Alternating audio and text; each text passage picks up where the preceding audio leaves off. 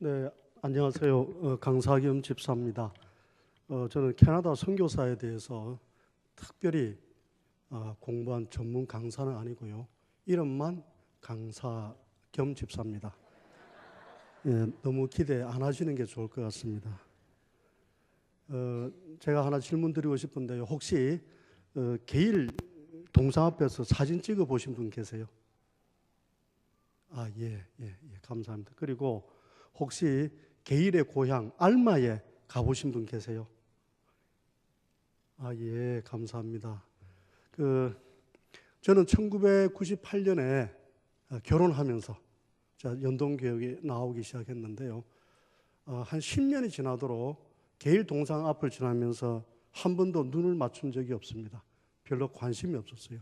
나하고는 별 상관이 없는 그냥 옛날 사람으로만 알고 있었습니다. 그런데 제게 관심이 들어오기 시작한 게 언제냐면 2009년 말이 되어서 제가 이제 해외로 발령 나갈 즈음이 되었습니다. 그때 저는 사실 어디에도 나갈 계획이 없었습니다. 그리고 토론토에는 저 아닌 다른 사람이 갈 계획으로 되어 있었는데 갑자기 무슨 일이 생겼는지 제가 나가게 됐어요. 제가 좀 깜짝 놀랐습니다. 왜냐하면 저는 북미 지역에 아무런 경험이 없기 때문에 나갈 사람이 많은데 왜 내가 그리 나가나 그런 생각을 하다가 문득 머리에 생각든 게 우리 일대 목사님이 캐나다 선교사라 그랬지 그 생각이 문득 들어요. 그리고 이승희 목사님 그 설교 말씀 중에 토론토 갔었다. 그런데 게일 목사님의 고향이 멀지 않더라. 뭐 차로는 1시간 반인지 2시간 같다. 이 생각이 문득 들더라고요. 그러면서 내가 우리 교회 일대 목사님의 고향 땅으로 가는 거네. 그런 기대감이 들더라고요. 그러면서 거기 가서 과연 나는 무엇을 보게 될까? 하나님께서 저에게 뭘 보여주실까? 어떤 일을 겪게 될까? 이런 기대가 들었습니다. 그래서 떠나면서 제가 그 화면 좀 띄워주시면 제가 좀 넘어가도록 하겠습니다. 이 사진입니다. 화면 띄워주시겠어요? 예, 제가 하겠습니다. 예, 처음으로 제가 2010년에 그 게일 동상 앞에서 떠나기 직전에 사진 찍었습니다. 뭔가 일이 있을 것 같아요. 이제 그런 기대로 가지고 출발을 했고요. 그리고 토론토 가자마자 제가 제 업무가 정착이 된 한 달쯤 뒤에 제 와이프와 같이 저기를 찾아갔는데 저기 갈 방법을 몰라서 전전긍긍하던 사이에 제가 다니는 교회의 구역 식구 중에 저기를 한번 다녀오신 노 목사님 부부가 계시더라고요. 그분도 어느 분의 안내로 한 번 다녀오셨는데 길을 잘 모르지만 같이 물어 찾아갔습니다. 그래서 찾아갔는데 정말 1시간 반 정도 그 거리는 그렇게 멀지 않았지만 가서 보니까 그야말로 시골이에요. 깡촌이에요. 어떤 느낌이 드냐면 비행기가 뜨고 있는 이 시대에도 혹시 서울 가본 사람, 한국 가본 사람 손들어 한 사람도 없을 것 같은 그런 시골에 125년 전에 저곳의 청년이 도대체 무슨 연유로 죽을지 살지 모르고 조선에 갈 생각을 했나. 전염병이 돌고 한 번 돌면 몇천 명이 죽어가는 병원도 없고 의사도 없는 곳에 도대체 무슨 마음으로 그를 가려는 생각을 했나라는 그 생각 때문에 좀 마음이 막막하더라고요. 이제 그런 경험이 있었습니다. 가자마자. 그리고 이제 1년이 지났는데요. 저희 교회 어떤 분이 저보고 캐나다 선교사 전시관이 세워졌다. 비전 펠로십이라고. 거기에 한번 갔더니 가볼만 하더라. 선교사님들의 자료가 쭉 전시되어 있는데 저는 그때 캐나다 선교사 그럼 게일인데 게일 말고 또 누가 있나? 그러고 찾아갔어요. 찾아갔더니 서모나 교회라는 한인교회 옆에 부속동에 비전 펠로십 내한캐나다 선교사 전시관이 차려져 있는데 거기에 캐나다 선교사 182명 중에 55명의 자료를 전시해놓고 거기에 간사가 가이드를 하는 그런 곳이었습니다. 그런데 이것이 어떻게 설립되게 됐는지 저분에게 듣게 됐어요. 저분이 최선주 장로님인데 저분이 저 전시관을 세우게 된 계기를 처음에 인사하면서 나눠주시더라고요. 원래는 저분이 지금 나이가 8이 넘었습니다. 원래는 성동구에서 납세 1위하는 잘 나가는 치과 의사였습니다. 그리고 온누리교회 장로님이셨어요. 그런데 40대에 하나님 앞에 선을 하게 되었답니다. 하나님, 제가 55세가 되면은 모든 것 다 내려놓고 선교 나가겠습니다. 그리고 마음속에 중국을 품었던 겁니다. 그래서 1990년 초에 중국을 들어가려는데 우리가 수교가 안 돼서 들어갈 수가 없죠. 그래서 캐나다 여권을 가지면 들어갈 수 있으니까 캐나다 갑니다. 밴쿠버 갑니다. 거기서 머무는 동안에 어떤 분이 장로님, 우리 그 병원에 제가 한번 소개해 드릴 분이 있습니다. 따라가시죠. 그 캐나다 선교사인데 한국에 가서 평생 사역했던 분입니다. 그러면서 한번 소개해 주겠다. 가서 봤는데 그때 만난 분 성함이 쇼우드 홀입니다. 닥터 홀. 이 중에 혹시 아시는 분이 계실지도 모릅니다. 그런데 그 만날 때 그분이 어떤 분인지 모르고 만났어요. 그냥 인사를 나눴죠. 그런데 너무너무 반가워하는 겁니다. 그 선교사님 한국말도 유창하게 하시더래요. 왜 반가우냐면 그 선교사님이 해주에서 사역을 했고 저분은 해주 채씨입니다. 고향이 해주예요. 지금은 갈 수 없는 땅이지만 그 고향 사람들끼리 만나기 얼마나 반갑습니까? 그래서 그 선교사님 손을 잡자마자 한국 축복 그러시더래요. 그러고 헤어졌다가 한국 볼리비아 왔던 몇 달 뒤에 들어왔더니 저분이 돌아가셨어요. 저분의 부인이 되는 메리언이 전화가 왔답니다. 닥터 돌아가셨는데 돌아가시기 전에 당신한테 주라고 준 유품이 있다. 받아보니까 책 하나하고 비디오 테이프인데 책은 조선회상 아시는 분 아실 겁니다. 그 초판본이고 비디오 테이프는 선교 활동할 때 찍었던 그 사진들을 담아놓은 자료였어요. 아주 귀한 자료죠. 그런데 이분이 그걸 받고는 열어보지도 않고 중국으로 선교 들어갑니다. 이사 다니면서 이삿짐처럼 쭉 따라다녀요. 한 번도 보지를 못해요. 그랬다가 55세에 선교 나가서 15년이 지난 70세 되어서 은퇴해서 한국 돌아왔을 때에 어느 서점에 들어갔는데 우연히 어떤 책을 잡았는데 그게 조선회상이었습니다. 열어서 읽어보니까 자기가 만난 그 쇼우드 홀에 관한 이야기들합니다. 그래서 너무 감격하고 감동이 되어서 그냥 단숨에 밤새도 읽어버렸는데 너무 반가워서 자기가 그 받았던 유품이 그때 생각나더랍니다. 15년 뒤에. 찾아보니까 그 책은 있어요. 조선회상 초판본. 그런데 그 귀한 비디오 테이프가 없어져 버린 거예요. 얼마나 안타깝습니까? 그 얼마나 귀한 사진이 있겠어요. 그 마음에 죄책감이 드는 겁니다.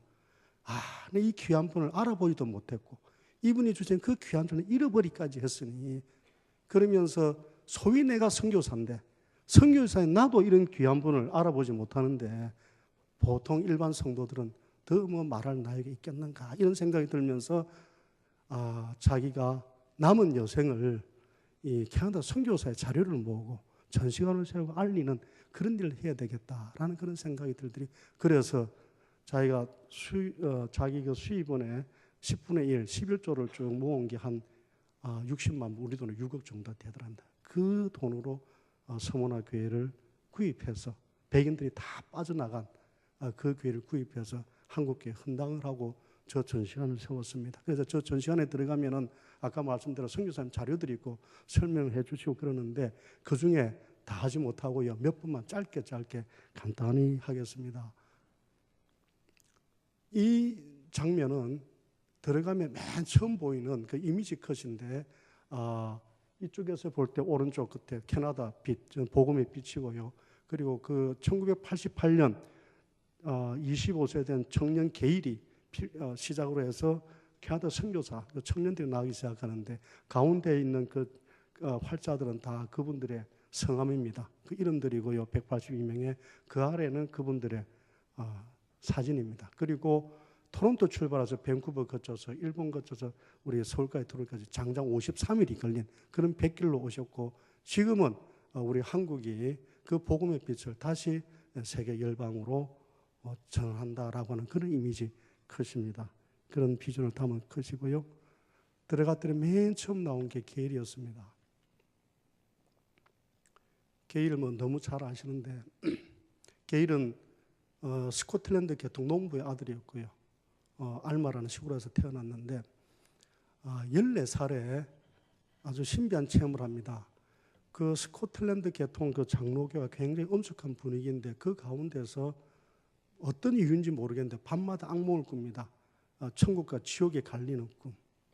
그리고 그래서 공포를 느끼고 그걸 견디지 못해서 낮에는 숲속에 들어가서 소리 지르면서 하나님께 기도 구하고 하던 그런 상황에 있었는데 그 고생을 몇 번 하다가 한 날은 주일날 저녁에 예배를 참석했는데 목사님 설교 중에 이런 얘기가 나오더랍니다. 예화를 하는데 어떤 소년이 밤마다 악몽을 꾸고 공포에 시달리다가 숲에 들어가서 큰 소리를 외쳐서 주님을 찾았다.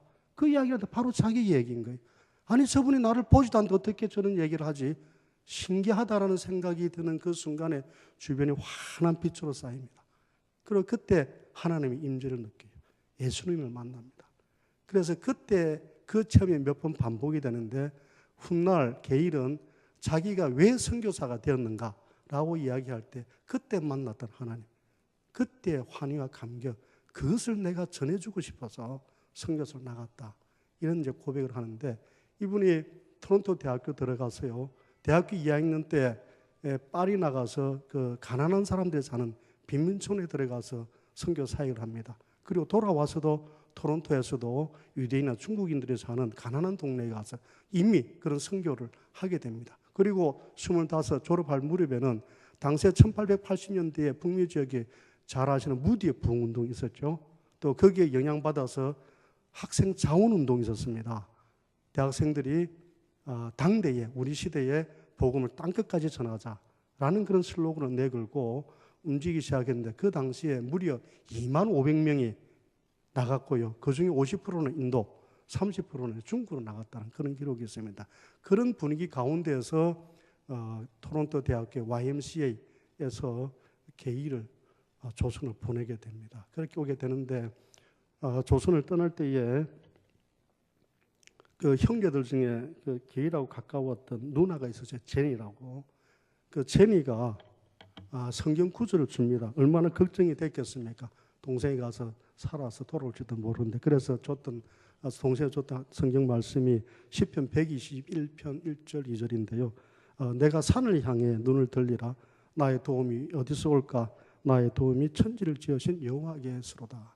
이 말씀을 하나님께서 주신 말씀으로 알고 한국에 와서 고생할 때 이 말씀 붙잡고 견디면서 이제 40년간 사역을 하고 이제 돌아가게 됐는데 게일이 한국을 들어올 때에 요코하마항, 나가사키, 부산, 인천 거쳐서 들어오는데요.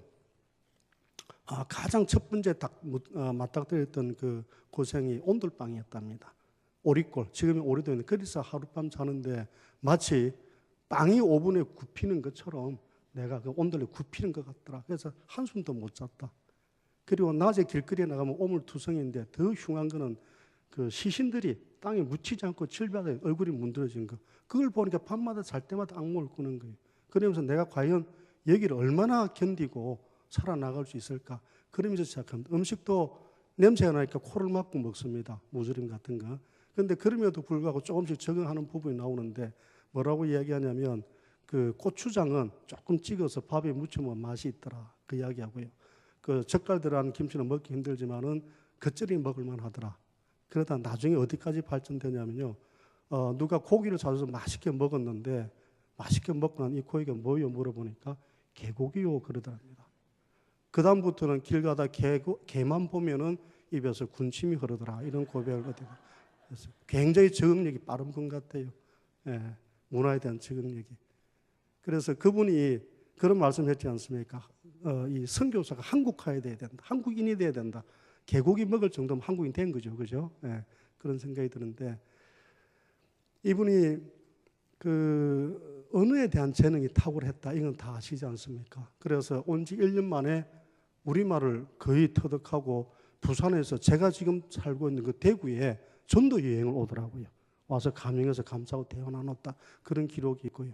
그리고 온 지 3년 만에 이분이 한자를 읽기 시작하는데 자기가 생활해 보니까 한국인 생활 속에 한자 문화가 들어가 있답니다. 그래서 그걸 이해하지 않으면은 한국을 이해할 수가 없다. 그래서 공부했는데 3년 만에 한자 성경을 이렇게 뜨듬뜨듬 읽을 정도가 될 정도로 이렇게 쓰고 그런 글이 있고요. 잘 아시다시피 구운몽 또 번역했고 춘향전 번역했고 그다음에 철로 역정을 최초로 그죠 우리 문학을 서양에 번역하면서 그걸 읽은 결손주 목사가 나중에 평양 대붕에 큰 역할을 맡게 되는 이런 것까지도 이제 연결이 되어지는데 이분은 이제 그런 언어적인 능력 때문에 표현한 것이 한영자전, 그다음에 한자 자전도 펴냅니다. 제가 그 유영신 목사님 대회에 한자 자전 공부하던 그게 있더라고요. 손때 묻은 게일에 새까만 손때가 묻은 한자 자전을 제가 이제 보고 오기도 그랬는데 그러기도 했고 그 다음에 우리 역사를 공부해서 그 선교사 지에다가 계속 단군 조선 때부터 19세기 때까지 그 역사를 연재해서 실기도 하고요. 참 대단했던 분 같습니다. 그런데 이분이 이제 사역을 다 마치고 이제 런던으로 돌아가시게 되는데 돌아갈 때 한국을 잊지 못해서 쓴 그 편지 중에 이런 글이 있더라고요. 40년 전 이영만리 건너가서 그 오리골에서 처음 잤던 그 온돌방이 지금도 그립소이다. 이제 그런 표현을 쓰는데 이분이 그 요양원에서 계시다가 마지막에 이제 돌아가실 때 어떻게 돌아가시냐면 아침에 일어나서 창밖을 바라보다가 How wonderful, how beautiful 그러더니 그냥 돌아가셨대요. 아마 추측컨대 14살 때 봤던 그 하늘나라를 천국을 그때 보면서 그리 간 게 아닌가. 어떻게 보면은 참 가실 때도 우리한테 어떤 메시지를 준 것 같습니다. 천국에 대한 메시지를. 그곳에서 만나자라는 그런 메시지로 남는 게 아닌가 그런 생각이 듭니다. 그 다음에 제가 설명드릴 분은요 하디인데 이분은 의료 선교사입니다. 게일이 볼 때 한국에 가장 부족한 것이 의료 시설이고 또 의사고 해서 이분을 이제 초청합니다. YMCA 의대 YMCA에 편지를 보냈더니 하디가 나오게 됐고 하디는 나중에 원산 부흥에 들어가서 제가 다시 설명드리도록 하겠습니다. 그 다음에 에비슨인데요. 에비슨은 세브란스 병원 관리자서 아주 유명한 분입니다. 재중을 맡고 있던 알렌이 공석이 되면서 외교관 나가면서 언더우드가 후임자를 찾으러 다니다가 토론토에서 이제 에비슨을 만납니다. 그리고 그때에 자기는 이 하디의 스승이었고요. 토론토 시청의 이제 주치의였고 잘 나가는 의사였는데 자기 제자들 중에 의대 YMCA 그 제자들 중에 누구를 보낼까 생각하고 있는데 하나님께서 왜 너 제자는 보내 너는 나갈 생각 안 하느냐 그런 감동을 줬어요. 그걸 하나님 콜링을 알고 조선에 나왔는데 와서 크게 두 가지인데요. 병원을 이 시설 갖고 감당이 안 된다. 재정 가지고 그래서 현대식 병원을 세워야 되겠다라는 생각과 그 다음에 그냥 서양인 그 선교사 갖고는 감당이 안 되니 한국에 그 재능 있는 청년들 키워야 된다. 그걸 실천하기 위해서 돈이 필요하니까 미국에 갔다가 그래서 강의하다 세브란스 만나고 그 후원을 받아서 세브란스 당시에 최초의 근대식 병원 세우고 그리고 최초로 그 한국인 청년들을 7명 의사를 배출합니다. 그 중에 백정의 아들 박서양도 그 제자 중에 한 명은 나중에 그 드라마 재중은 거기 주인공으로 나왔던 그런 일도 있죠. 그 다음은 이분은 이제 그 철공소 전문으로 있다가 이분은 페닉이란 분인데 주일날 말씀 듣다 감동받아 나오신 분인데 이분은 올 때에 별로 그 사역비를 지원받지 못하고 나왔어요. 그래서 원산에서 살면서 농사를 지으면서 그 나오는 그 농작물을 급료로 쓰면서 전도인들을 키워서 각지로 전도를 보내는데요. 이분은 어떤 생각을 했냐면 도시에는 이미 선교사들이 많다. 선교사들이 없는 곳에 가서 전도를 하자. 그러면서 뭐라고 얘기를 했냐면 슬로건을 내 그러냐면 빈들로 산골짜기로 사람도 없는 그곳으로 보내자는 거죠. 그런데 굉장히 열정적으로 전도를 했고요. 그리고 이제 동아기독교회라는 걸 창립한 지금의 침례교로 이제 발전되게 됩니다. 그런데 이분의 흔적을 제가 최근에 가봤습니다. 원래 그분의 흔적을 보러 가려고 한 게 아니고 용정에 갔는데요. 만주 용정 아시지 않습니까? 윤동주. 거기를 어떻게 내 여행 삼아 갔는데 거기 계신 어느 선교사님이 어느 시골의 산골짜기에 용재 어느 산골짜기에 종성동이라는 데를 저를 끌고 가시더라고요. 그래서 조그마한 교회를 보여주는데 그 안에 들어갔더니 이분의 사진이 걸려 있어요. 이분의 실제로 1910년대인가 그때쯤에 그 만주까지 와서 그 만주 용정 그 산골짜기에다 교회를 세웠더라고요. 그래서 그 교회 역사에 보니까 저분의 사진이 걸려 있었습니다. 그랬던 분이고요. 그 옆에 맥킨지는 이 선교 역사에 캐나다에 굉장히 중요한 분입니다. 저분 때문에 저분이 이전에 전부 독립선교에서 했습니다. 교단에서 보낸 게 아니었어요. 주변의 친지들의 그 후원으로 나와서 이제 상당히 좀 재정적으로 고생들 하고 그랬는데 저분 때문에 저분 위에 이제 공식적으로 교단에서 파송이 나오는데 이분이 헬리팩스 파이널 신학대학교 출신인데 굉장히 거구였습니다. 그런데 이제 배를 타고 건너올 때에 받았던 하나님의 말씀이었습니다. 요한복음 12장 24절. 내가 진실로 너에게 이르노니 하늘의 밀이 땅에 떨어져 죽지 아니하며 하늘 그대로 있고 죽으면 많은 열매를 맺느니라. 이 말씀을 받고 들어오게 되는데 이게 하나의 예언이 되어버립니다. 와서 조선인들과 똑같이 살겠다고 먹는 게 있는 걸 똑같이 합니다. 된장에 꽁보리에 푸성기 먹다가 과로하고 풍토병에 걸리고 그걸 견디내지 못해 1년 만에 결국은 돌아가세요. 소천하시고 그렇게 되니까 그 돕던 서경조가 편지 씁니다. 장로교단에, 캐나다 장로교단에 후임 지도자를 보내달라. 그걸 언더우드가 편지를 번역해서 보내면서 그때에 이 맥켄지 선교사의 신학교 동창들이 감동받아서 막 서로 나오겠다 그래요. 근데 다 보낼 수는 없고 그 중에 3명이 나옵니다. 그리어슨 푹도 이런 맥레 이런 분들이 나오게 돼서 이제 본격적으로 정말 182명이 될 때까지 선교사가 나오게 되는데요. 그런데 왜 우리나라의 캐나다 선교가 잘 알려져 있지 않는가 생각해 보니까 1892년인가요? 각 그 교단별로 선교사들 미국이나 호주 그다음에 또 캐나다 쪽에서 선교지 분할 협정을 맺습니다. 그러면서 캐나다 선교사 맡았던 부분이 함경도 혹은 만주 이쪽이기 때문에 이제 분단 이후에 우리가 갈 수 없고 또 자료가 남아 있지 않고 잘 알려져 있지 않았다는 생각이 듭니다. 자, 여기는 그 평양 대부분 너무나 잘 알고요. 또 그 평양 대부분 있기 전에 원산 부흥이 있었다는 것도 또 잘 알고 계신데 맥클리라는 여자 선교사는 원래 중국에 나갔다 의화단의 사건을 펴서 오셨던 분입니다. 또 화이트라는 여사도 같이 왔는데 저 맥클리는 방금 말씀드린 맥켄지의 약혼녀입니다.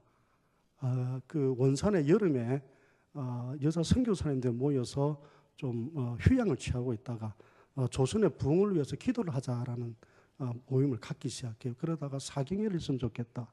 그리고 강사는 누구를 모실 건가 하다가 그 하디를 초청하게 되는데 하디는 당시에 원래는 의료 선교사로 나왔다가 1900년에 목회 선교로 바꿉니다.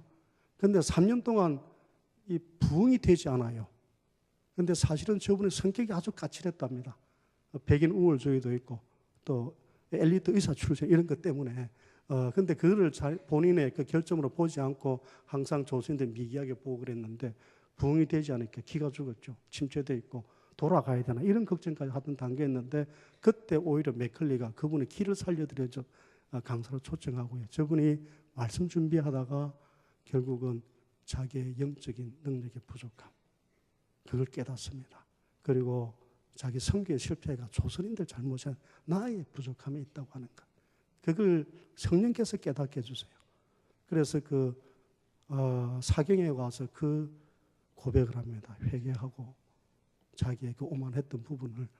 그런데 그 회개가 본인한테로 끝나지 않고요. 거기에 참여했던 모든 선교사들도 똑같이 느끼는 그런 회개로 발전이 되고 결국은 저 회개 운동이 바로 다음 주일날 원산 감리교회에서 설교할 때도 설교문을 준비했는데 성령께서 그걸 못하게 하세요. 결국은 회개하게 되고 성도들 사이에서 그러면서 인천 제물포 금화 송도 서울 이렇게 번지면서 1907년 평양 대부 그리고 100만인 군용운동까지 발전하게 됩니다. 그 시작이 캐나다 선교사 하디였습니다. 그리고 이제 독립운동 유공자인데요. 미국 선교사들 중에 독립유공자 한 분 계십니다. 헐버트가 있고요. 캐나다 선교사에서는 저처럼 그리어슨, 그 다음에 바크 마틴, 그 다음에 스코필드 이런 분이 계신데 당시에 그 병원은 선교사의 병원은 취해법권 지역이었답니다. 그래서 거기에서 이제 선교 활동하면서도 그 독립군을 돕는 그런 활동을 했고요. 가장 대표적인 인물이 스코필드 박사입니다. 저분은 별명이 민족 대표 34인입니다. 3.1 운동 그 모의를 할 때에 저분이 유일하게 선교사 중에 그 모의에 가담을 했고요. 그리고 탑골 만수운동 때 나갔고 그리고 나중에는 제암리 학살 사건 때 현장에 말을 타고 달려가서 현장 사진을 찍고 기부스에 숨겨서 해외에 나가서 폭로하고 그것 때문에 일경에서 나중에 쫓겨났던 분인데 나중에 해방 후에 다시 돌아와서 우리 학생들에게 영어 성경을 가르치면서 또 사역했던 분이기도 합니다. 여기는 이제 닥터 홀의 이야기인데 또 여기도 뭐 많이 잘 알려진 부분인데 위에서 보시면은 윌리엄 제임스 홀 아버지고요. 그 옆에 메리안 그 아내입니다. 엄마이기도 하고 그 아래에 세우도홀은 아들이고 그리고 메리언은 며느리입니다. 이 2대에 걸쳐서 의료 선교를 하게 된 그런 가정인데 선교사 가정인데 사실은 그 메리안이 아니고 로제타와 제임스 홀이 뉴욕에서 의료 선교사를 하다 만나서 약혼을 하게 되고요. 그리고 로제타 먼저 들어옵니다. 조선에. 그래서 보구여관 여성 전문 그 의료시설 거기에 들어가서 사역을 시작하고 1년 뒤에 남편이 되는 약혼자가 되는 윌리엄이 들어와서 한국에서요 최초로 서양식 결혼식을 올립니다. 저분들이. 그리고 아이를 낳았는데 그 아이 세우도 홀이 한국에서 태어난 최초의 서양 아이랍니다. 그러니까 동네에 그 아주머니들이 와서 신기하니까 머리카락 만져보고 눈 이렇게 까뒤집어 보고 그랬는데 그거를 저 로제타가 싫다 하지 않고 그것도 선교다 그러고 하루 종일 그렇게 애를 만지게 내버려뒀다는 그런 일화도 있습니다. 그때 이제 선교지를 어디로 갈까 이제 제가 물색을 하다가 결국은 평양으로 들어가게 되는데요. 윌리엄 제임스 홀이 그때에 만일 하나님이 한 사람을 희생시켜서 이 도시의 문을 여실 생각이라면 나는 그 희생자가 되기를 피하지 않겠다 이런 얘기를 해요. 이런 고백을 하는데 이것도 참 예언이 되어버립니다. 청일전쟁이 일어나게 돼요. 청일전쟁이 일어나는데 1894년에서 5년까지 그때에 모든 외국인들 평에서 다 피신하는데 저분은 피신하지 않아요. 부상병 돌보느라고. 그러다 발진 티브스에 발병이 됩니다. 그 후손에 대해서 서울에 와서 자기 아내 그 로제타의 무릎에서 결국 눈을 감게 되는데 그때 로제타 심정이 참 어땠겠습니까? 청혼의 꿈을 안고 남편과 와서 이제 선교하러 왔는데 얼마 되지 않아서 남편 잃게 되는데 그때에 1살 된 아들이 있었고 임신이 7개월이었습니다. 그 상태에 결국 남편을 양화진에 묻고요. 본고로 돌아가지요. 그런데 이분은 다시 돌아와요. 조선을 잊지 못하고. 돌아와서 병원 세웁니다. 지금 이대 부속병원 전신인 그 동네 릴리언 해리스. 그 다음에 지금 고려대 병원의 전신인 최초의 여성 그 의학교인 경성 여자의학교 이런 걸 세우면서 하고요. 그 다음에 점자 개발해서 맹인들 교육시키고 그런 일을 합니다. 그런데 들어와서 한 20일밖에 안 된 시점에 평양 들어갔을 때에 그게 또 전염병이 돌아 이질이 돕니다. 온 가족이 감염되는데 그런데 엄마하고 아들은 그걸 이겨내는데 그 딸 에디스가 결국은 그걸 이겨내지 못하고 소천하게 됩니다. 그래서 엄마 마음에 참 얼마나 원망스럽겠습니까? 남편을 잃고 거기에 대한 그 하나님께서 위로로 주신 그 귀한 선물로 알았던 그 에디스까지 잃게 되는 그런 어려움을 겪으면서도 떠나지 않고 계속 한국에 남아서 사역을 하고요. 그 이제 좀 사역하는 가운데 어려운 일들이 그걸로 끝나지 않고 이분이 여자 아이 중에 한 명을 키워서 육성해서 볼티모 의대에 보내서 최초의 한국 여류 의사를 키워내서 한국 들어오게 돼 같이 이제 의료 사역을 하지요. 그런데 어릴 때부터 김정동, 박에서드는 그 로제타를 옆에 도왔기 때문에 그걸 옆에서 보던 에디스가 항상 이모 그리고 쫓아다녔어요. 그런데 그 이모가 폐결핵으로 사망하게 됩니다. 가장 상처를 받은 게 바로 셰우드 홀이었어요. 자기 이모라고 쫓아다녔는데 그래서 마음속에 조선인의 생명을 앗아가니 폐결핵을 자기가 퇴치하겠다. 폐결핵 전문의가 되어야 되겠다. 그리고 실제로 토론토 의대에 가서 전공해서 돌아와서 해주에서요 구세병원 세우고 최초의 그 결핵 요양원 세우고 그리고 우리 지금 쓰고 있는 크리스마스 실 저때 시작된 겁니다. 저분이 해서 그렇게 했던 거고요. 그런데 제가 한 가지 더 말씀드릴 거는 이분이 결국은 중간에 쫓겨납니다. 하도 열심히 하다 보니까 일기에서 누명을 뒤집어서 쫓겨나면서 인도 갔다가 다시 이제 그 밴쿠버로 돌아갈 때 서울을 거쳐 잠시 들어가게 됐는데 나중에 이제 1984년이 돼가지고 이분이 나이가 91가 됐을 때 그때에 우리 대한적십자에 초청을 하게 돼요. 어떻게 초청하게 되냐면 밴쿠버에 살고 있는 어느 교포가 김동열 씨라는 분이 그 영문판의 그 조선회상을 보게 됩니다. 그래서 그걸 한글로 번역을 하게 돼요. 그 출판되니까 대한적십자에서 이 대한적십자의 뿌리가 어딘지를 모르고 있던 그 책을 통해서 알게 된 겁니다. 그래서 그의 11월 달에 그 두 부부를 초청하고 그다음에 훈장 수여하고 그랬는데 이분이 왔을 때 어디를 먼저 갔겠습니까? 양화진을 간 겁니다.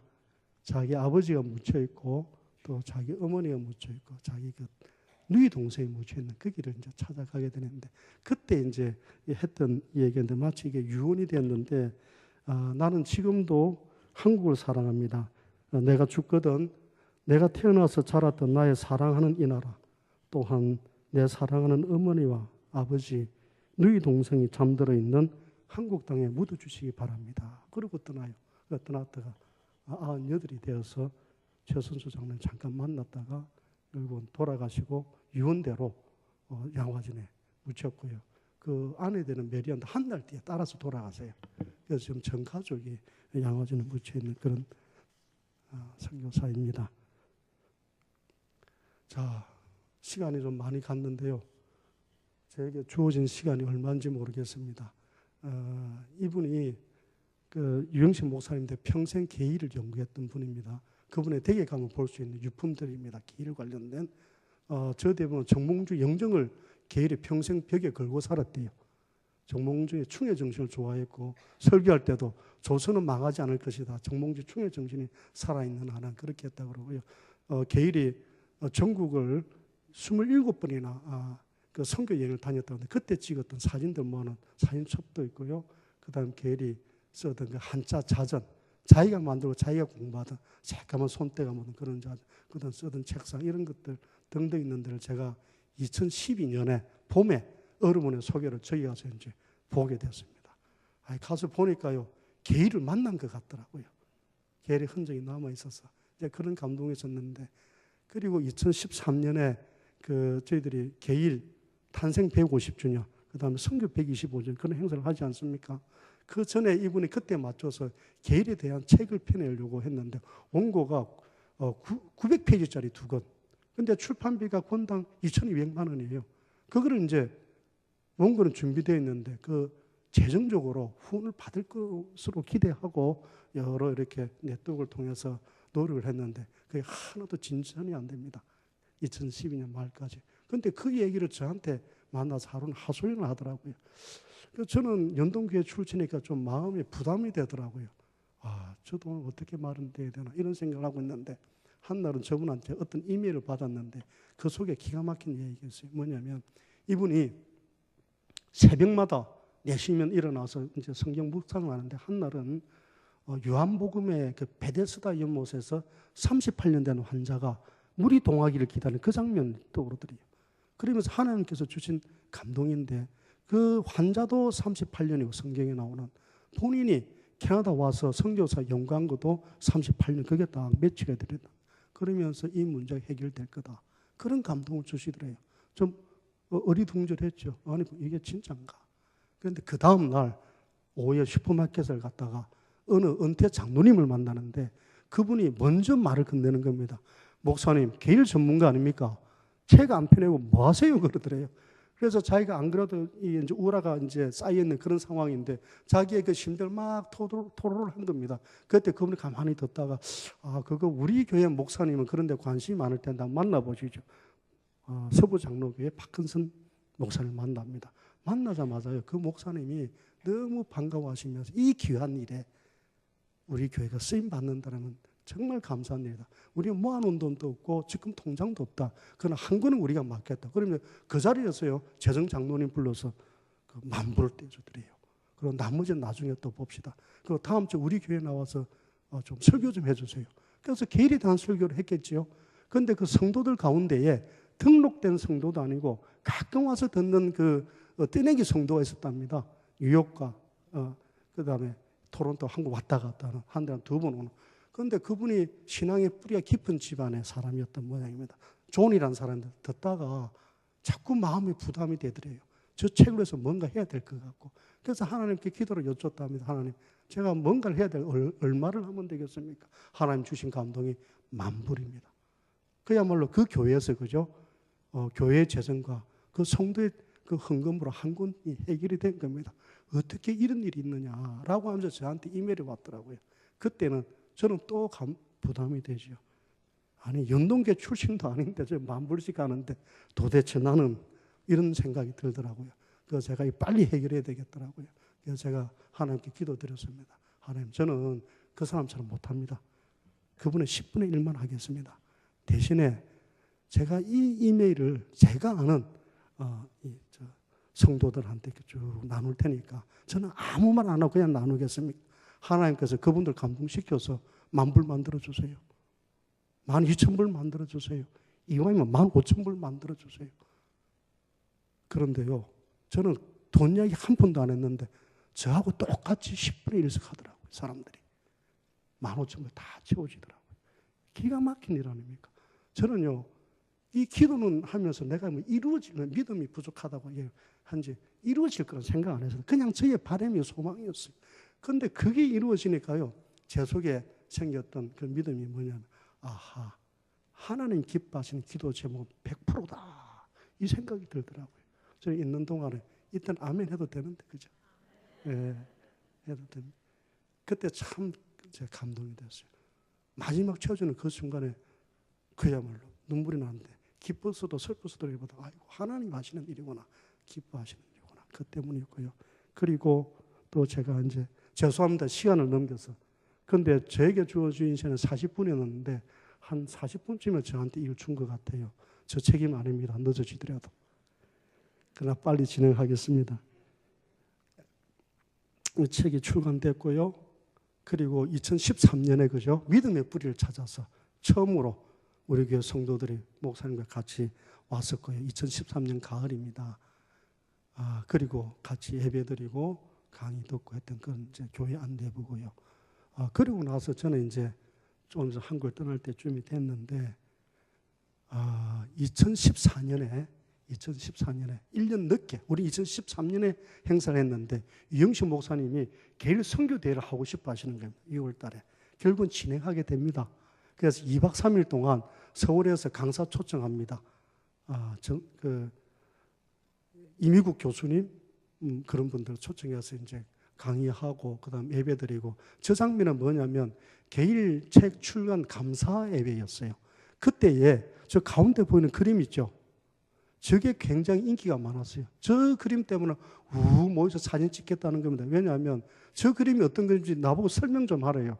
저 사연이 뭐냐면, 한영신 권사님이 토론토 왔다가 그 개일 생가에 가서 감동이 돼 돌아가서 그 감동을 저 수묵화로 표현한 겁니다. 표현해서 유영식 목사님께 선물로 드렸어요. 근데 사실 저 받은 건 1년 전인데 저걸 그냥 못 받겠더랍니다. 그래서 감사 예배 드릴 때에 그때 전달식을 하자라고 해서 이제 만들어진 거고요. 저 행사 2박 3일 할 때에 마지막 날이 뭐였냐면 개일의 모교회와 생가를 찾아가는 거였습니다. 그래서 교민사회 신문은 다 광고를 했어요. 저는 생각에 주중이니까 많아야 한 30명 오겠지, 혹은 50명 오겠지 이랬는데요. 무려 몇 명이 왔냐? 150명이 온 겁니다. 차량 준비하는데 애를 먹지만 그 점심 대접을 해야 되는데 골치 아프더라고요. 그 무렵에 제가 연동교회 역사위원회에 조금 알렸습니다. 이런 게 있다고, 뭐 알아서 하시라고. 근데요, 진짜 150명이 와서 저렇게 행사를 하는데 끝나고 점심 식당에 갔는데 150명을 중국 뷔페 식당 가서 다 먹이고 계산을 해보니까 다 먹이고 딱 생선 2마리 값이 남더라고요. 박수 한번 쳐주세요. 네. 그때 가담했던 분이 여기 몇 분 개인 보입니다. 네. 그 일에 가담했던 분, 도와주셨던 분들이. 그리고 제가 한 김에 조금 길게 하겠습니다. 왜냐하면 너무 재밌게 들어주셔서 제가 착각인지 모르겠지만은, 제가 이제 손님들 이렇게 모시고 가잖아요. 서울서 오신 분들. 한 분은 서울에서 VIP가 왔는데 이분은 크리스찬이 아닙니다. 불교 신자예요. 그런데 그분의 자서전을 보니까 나라에 대한 애국심이 있더라고요. 두 번째는 친구분들 중에 유명한 목사님들이 있어요. 그래서 이분은 비전 펠로우십 내한 캐나다 선교사 가면 관심이 있을지도 모르겠다 하고 모시고 갔어요. 그랬는데요.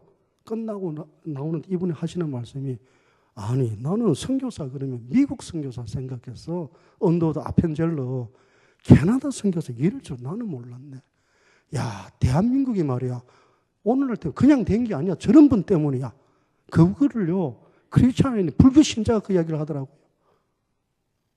그래서 저는 그걸 들으면서 여기 이 선교사들의 흔적은 참 한국 사람이면 다 와볼 만한 곳이다 그 생각이 들더라고요.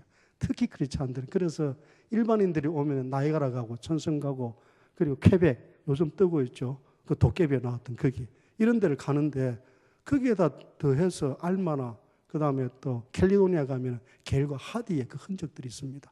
거기를 유영신 목사님의 설명을 들으면서 유영신 목사님 설명을 들으면요 학자로부터 들은 얘기 같지 않고 마치 게일과 같이 살았던 사람 같아요. 그래서 막 뿜어나온 그런 게 있어요. 그런 은혜가 맞죠, 권사님? 예, 그렇습니다. 그래서 제가 소망을 가졌지요. 한국 돌아가면 내가 반드시 우리 한국 크리스찬들을 이쪽으로 오게끔 좀 알려야 되겠다. 그게 꿈이 이루어져서요. 이건 제가 막 돌아와서 또 사진 한번 더 찍었습니다. 조금 뭐가 뻥튀기가 됐죠, 한쪽에. 예.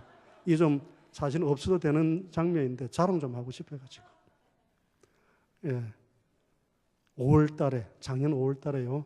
전국에 목사님과 혹은 또 언론계, 기독교 언론계 15분 같이 다녀왔습니다. 그분들이 저렇게 깜짝 놀라는 거죠. 게일에 대해서 이렇게. 게일에 대해서. 하디 부모의 그 묘비가 있는 곳. 그 외에도 이제 그 성교사들이 공부했던 토론토 대학교, 그 다음에 하디와 그 에비슨이 다니던 교회, 그리고 또 에비슨이 운영하던 병원이 아직도 남아 있습니다. 물론 지금은 병원이 아니지만, 그리고 제임스 호월의 고향에 가면 그 집이 있고요. 이런 흔적들이 있어요.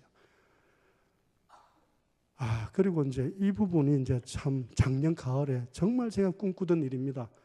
우리 성도들이 저기를 한번 가봐야 되겠다라는 그런 마음을 품고 왔는데 35명이나 저를 포함해서 연동교회뿐만 아니고요.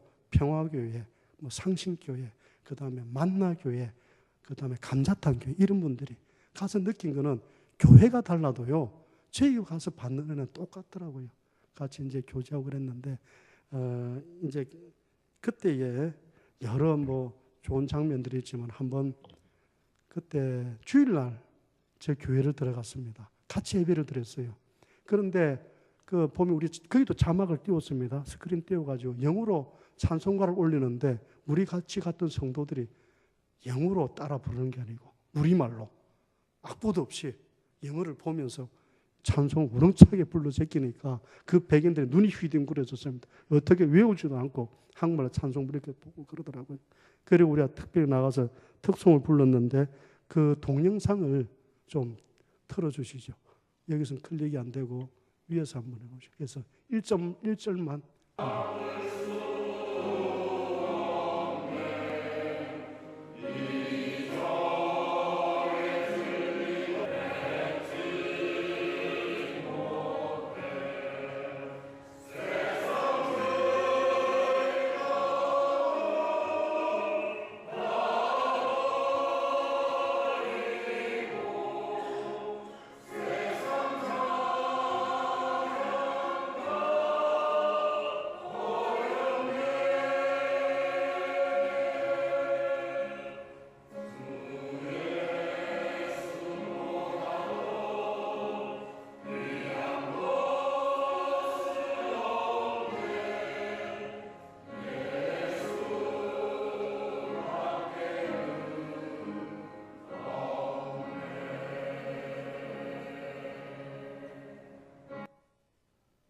예, 아멘. 이제 마무리하겠습니다. 아까 로제타 말씀드렸는데 로제타의 일기를 이렇게 번역해내신 분이 계세요. 네 권자를 김수현 박사라고 미국의 에스더 재단에서 일하시는 분인데 혈액암 전문인데 이분이 그런 얘기를 하시더라고요. 로제타의 그 일기를 옮기려고 보니까 그 고문체잖아요. 요즘 쓰는 필기체가 아니고 참 읽기가 힘들더래요. 한 문장 한 문장 타이핑해서 옮기고 그걸 다시 한글로 옮기는데 그게 참 힘들더랍니다. 그런데 그걸 한 문장 한 문장 옮기면서 자기가 얻은 게 있대요. 마치 그 로제타가 접했던 그 생활을 자기가 눈으로 보는 것 같더랍니다. 그런 생각이 들고 그 다음에 마치 자기 속에 로제타가 들어와 있는 것 같더래요. 그러면서 드는 생각이 왜 하나님께서 나에게 이걸 우리에게 로제타 일기를 보여주시나. 필시 하나님께서 이 로제타 일기를 통해서 우리에게 주시려고 하는 메시지가 있는 게 아닌가 이런 생각이 들더래요. 그래서 저는 오늘 뭐 제가 좀 부족하지만 서툴지만은 캐나다 선교사에 관련된 말씀들을 좀 드렸는데 뭐 각자에게 하나님께서 주시는 음성이 있을 줄로 믿습니다. 제가 기도로 마치도록 하겠습니다. 하나님 감사합니다. 하나님께서 저희 민족을 어떻게 사랑하셨는지, 저희가 캐나다 선교사들에게 진 복음의 빚이 얼마나 고귀한 것인지, 그리고 저희가 오늘날 누리고 있는 이 복된 삶이 그들의 헌신과 희생 위에 이루어진 것임을 다시금 깨닫게 해주시니 감사합니다.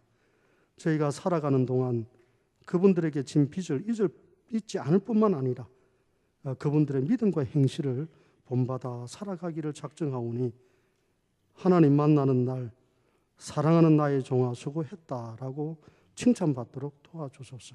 감사드렸고 예수님의 이름으로 기도합니다. 아멘.